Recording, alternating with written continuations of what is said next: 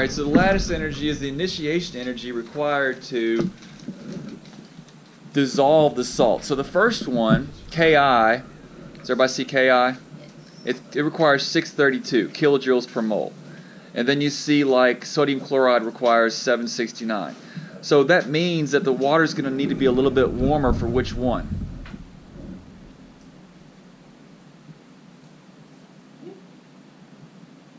For the sodium chloride, right? If it takes more lattice energy to dissolve sodium chloride, right, the temperature of the water is going to need to be a little bit warmer.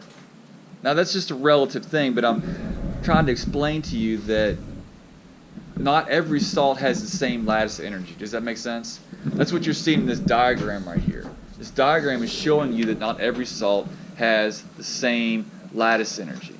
Now, whenever if I'm doing a business, right, and they're asking me to analyze a salt bath, the first thing I do is do a little research. I go out and see if anybody else is doing this business. Like if it's a barbecue business, I'm going to go to Mission Barbecue. Ever been to Mission Barbecue? It's pretty good. Yeah. So I just did a little research and I was like, is anybody making bath salts? Because this is about bath salts, right?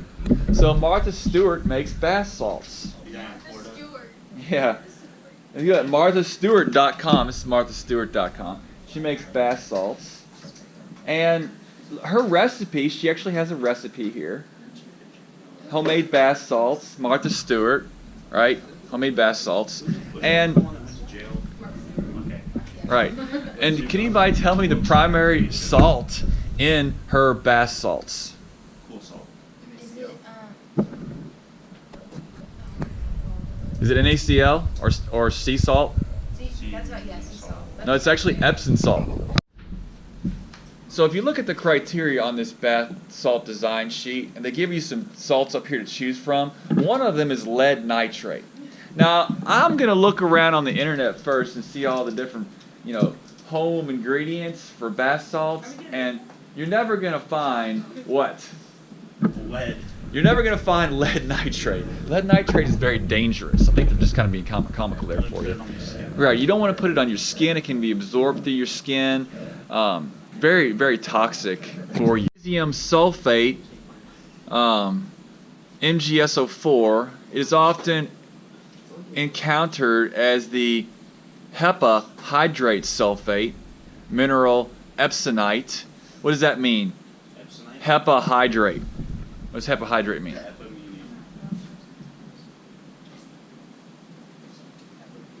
Means it's got water. It's got water in it right here. So that means it's got this 7H2O.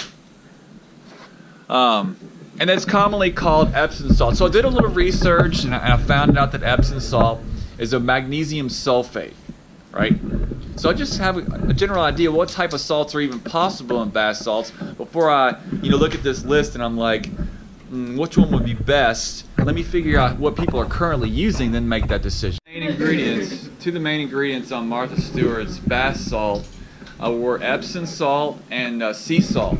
Now this right here is the chemistry of the ocean, where you have a large part of it sodium, then you have chlorine, you have sulfate, magnesium, calcium, potassium, and the others. You're going to find very little what in a sea salt? What will you find very little of in sea salt? Water. Nitrates. Nitrates. So if there's very little, I don't know if you've ever been to the beach. Anybody raise your hand if you've ever been to the beach? Raise your hand if you've ever been swimming in the ocean. It is really, is it good for your skin? Yes, salt water is very good for your skin. Yes, it's really great for your skin. Yeah. You disagree? Okay, well, sand is a different story. Over this lab from yesterday, the lab aids, right here. Correction, right here. Sorry, wrong one. We're looking at the conclusions there, and you're going to have to balance this equation. This equation balances worth 10 points. Which is the formula for the compound sulfur hexachloride? I put B. And number 6, Claire? What is the formula for sulfurous acid? And I put Number 7, Hannah. Molecular compounds are usually C, compounds of 2 or more non-metallic bonds. Blair. Which is the correct name for the compound N2O4? I put B. And Eliza. What is the name of H2SO3? And I put D. And number 10. Alright, 10 is C. 11. Alright, Claire. What is the formula for phosphorus acid? I said E. And number 12. Alright, Eliza. Which is the correct name for the compound PCl5? And I put C, phosphorus. And 13. Michaela. Correct name for the compound is HCl3. I put D, And 14. Okay, 14 is B. Oh, you got it? Sorry, Garrett. About that. 14. Which is the correct name for the compound HClO3? I put B. And 15. Let's go with Claire. I said, which of the following formulas represents a molecular compound? And I said C. SO2. And 16.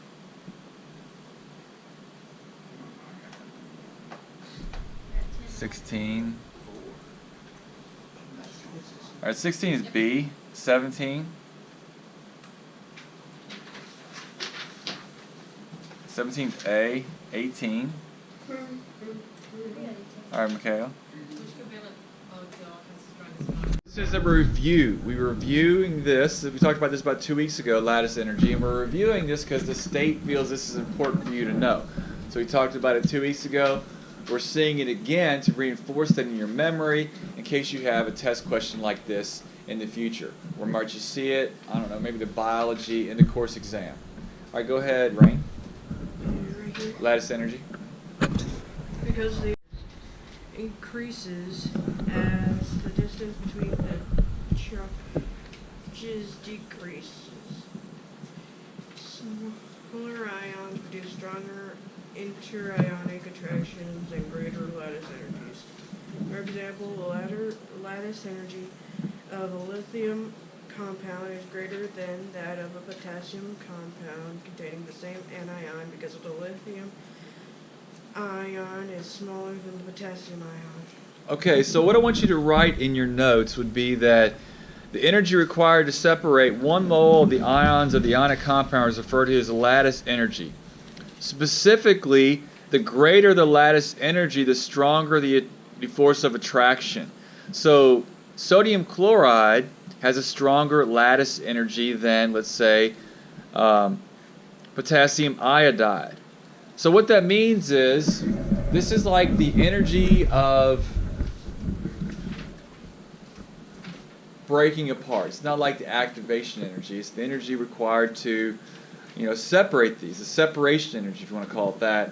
It's not going to do it on its own. Like if you're in a room at absolute zero, or you're in a room at 3 degrees Kelvin, or a little above absolute zero, there's not going to be enough energy in the presence of water or ice for the salt to be dissolved. Everybody understand? So the point here is that salt will not break apart without a little bit of energy.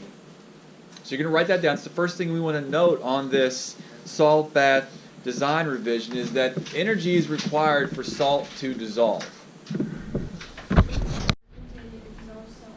In order for the lid to accurately complete the test, the salt in the bath should remain soluble throughout the experiment despite possible temperatures.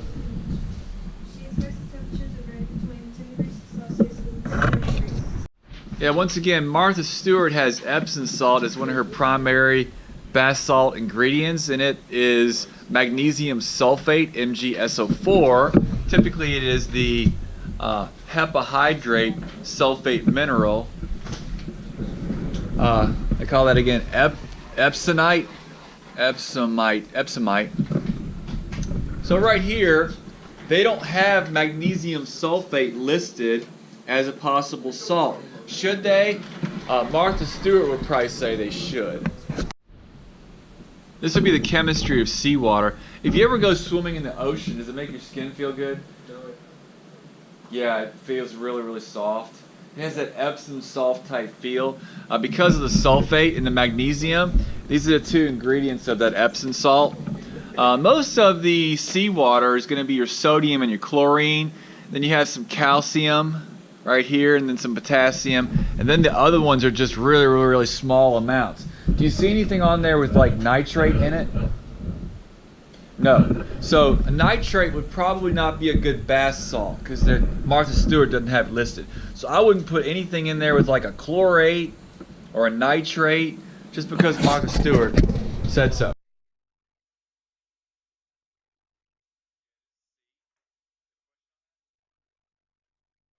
Hydrosulfuric acid, D.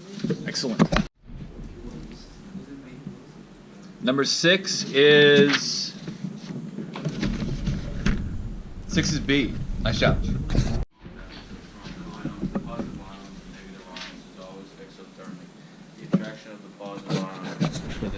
One mole of the ions of an ionic compound is referred to as.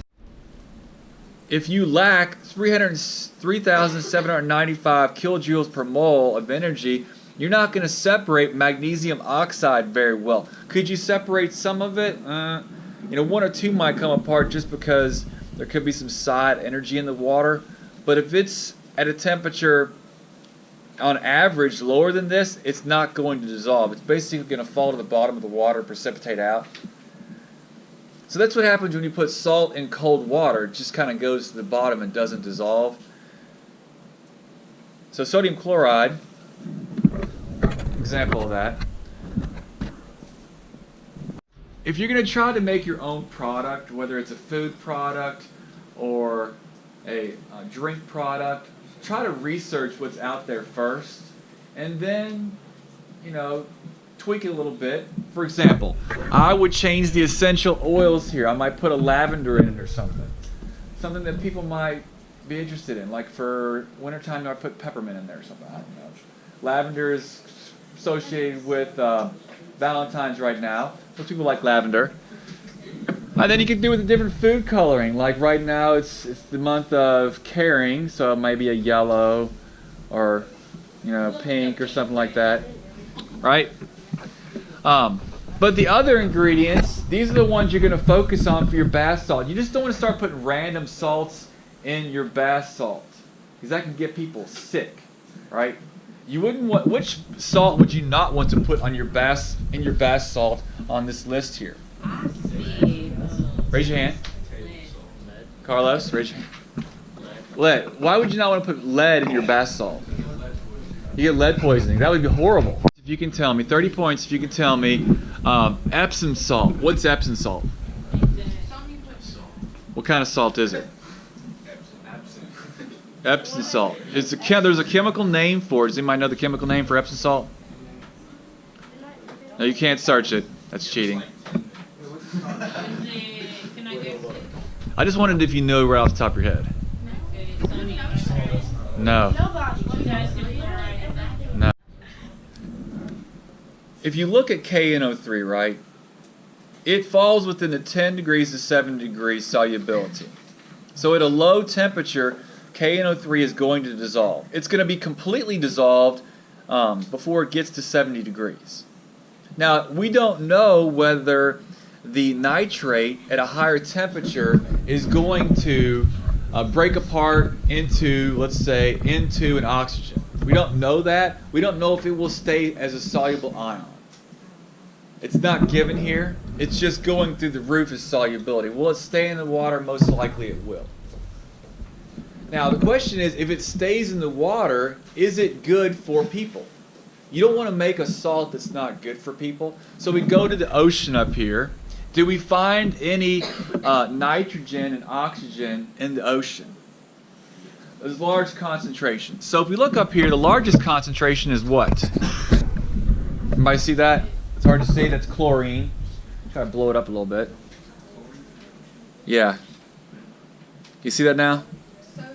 Sodium, sulfate, magnesium. And what was Epsom salt again?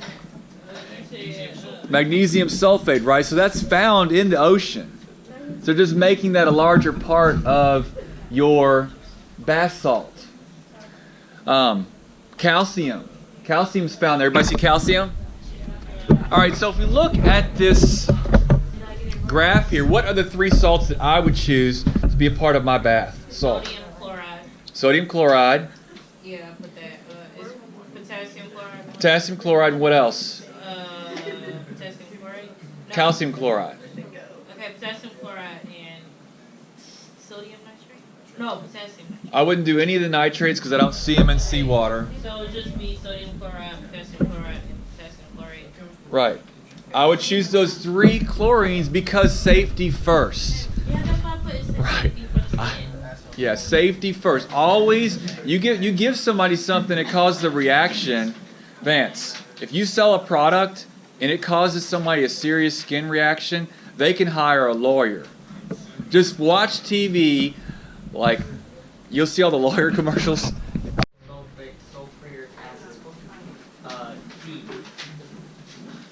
Number 4, Carlos. What is the correct name for the compound NH4SO4 and 8? Number 5, Carlos. What is the formula for the compound sulfur hexafluoride and Number 6. what was number 5? 5 is B. Number 6, go ahead, Austin. What is the formula for sulfur acid? 6 is B. Number 7, let's go with Diana. Molecular compounds are usually C. Number 8, Michaela. What should the correct name for the compound into 0? Okay, nitrogen to dinitrate. Wait, nitrogen. Tetra also? B is correct. Number 9, let's go with Dinah. What is the name of H2SO3? Number 10, Carlos. What's just the name for the compound HNO2 and IZC? Number 11, Gabriella. What is the formula for phosphoric acid? Number 12, Christian, you got 12? Yeah. Go ahead. You really?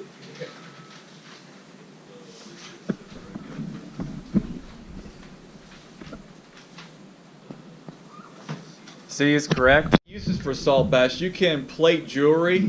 Now in that situation you might want to have some type of gold salt or silver salt dissolved, and you run electricity through it, and you can get those metals to stick on your plate.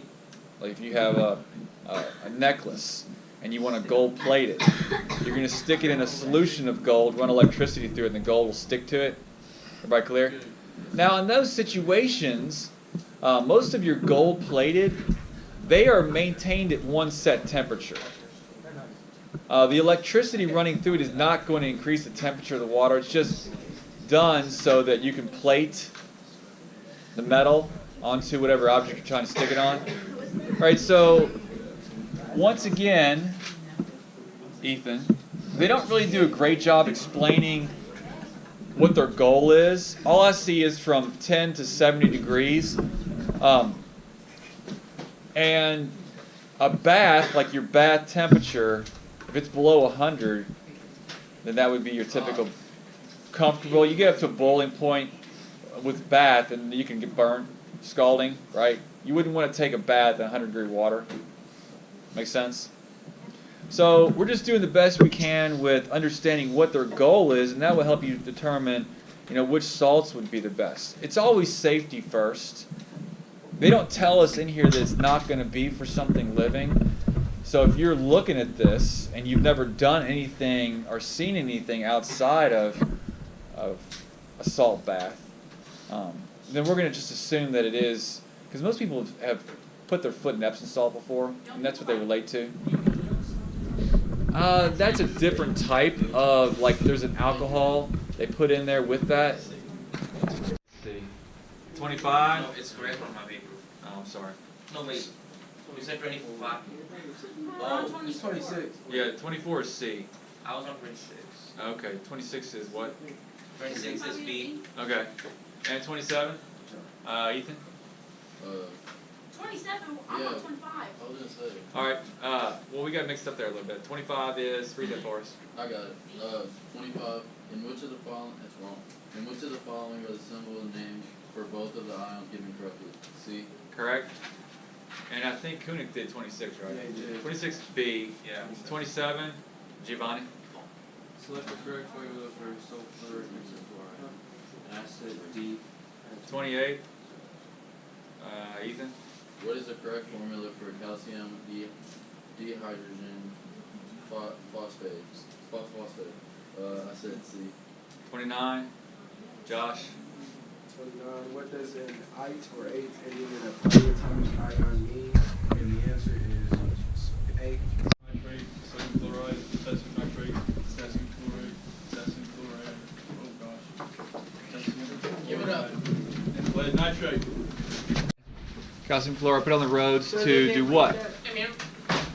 To melt the ice. Yeah, it melts the ice, basically. And you'll see up here, when we talk about chemistry salt baths, we're typically talking about lattice energy.